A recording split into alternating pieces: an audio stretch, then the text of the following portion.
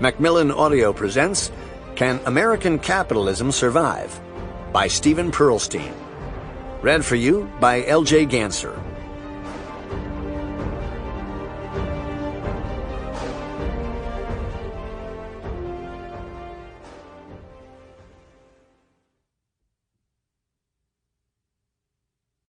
Introduction.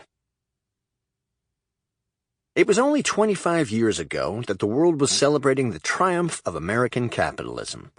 After a long Cold War, communism had been vanquished and discredited, with China, Russia, and Eastern Europe seemingly rushing to embrace the market system.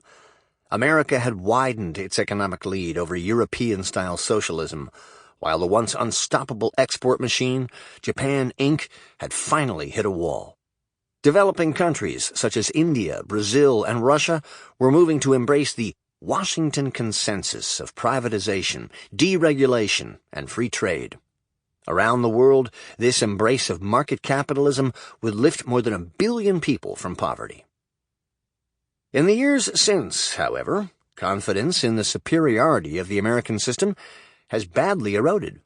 A global financial crisis that started in Asia and spread to Russia and Latin America shattered the Washington consensus.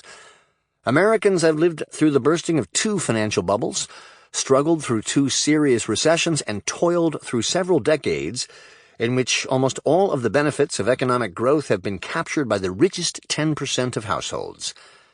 A series of accounting and financial scandals, a massive government bailout of the banking system, the inexorable rise in pay for corporate executives, bankers, and hedge fund managers, all of these have generated widespread resentment and cynicism.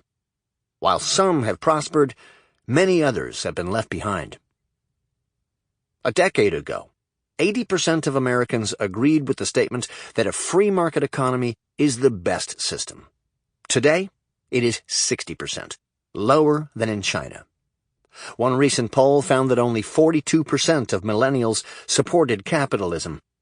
In another, a majority of millennials said they would rather live in a socialist country than a capitalist one. Even champions of free markets tend to shy away from using the capitalism moniker.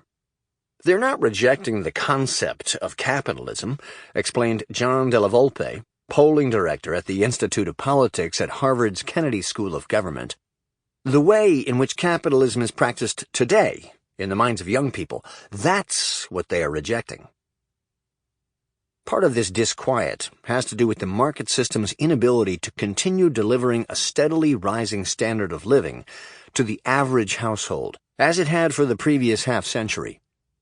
In the 15-year period, from 1953 to 1968, the inflation-adjusted income of the median American family increased by 54%. In the 15-year period from 2001 to 2016, the increase was just 4%. No wonder that just 37% of Americans now believe they will do better financially than their parents, the driving idea behind the American dream. But another part of our disquiet reflects a nagging suspicion that our economic system has run off the moral rails, offending our sense of fairness, eroding our sense of community, poisoning our politics, and rewarding values that easily degenerate into greed and indifference. The qualities that once made America great, the optimism, the commitment to equality, the delicate balance between public and private, the sense that we're all in this together, no longer apply. It has got to the point that we are no longer surprised when employees of a major bank sign up millions of customers for credit cards and insurance they didn't want or even know about, just to make their monthly numbers. We are reluctantly reconciled to a system that lavishes $800 million in compensation a year. That's $250,000 an hour.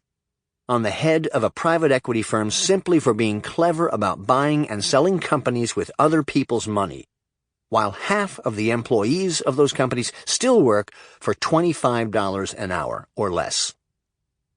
We are now barely shocked when a company tells longtime workers that their jobs are... Sample complete. Ready to continue?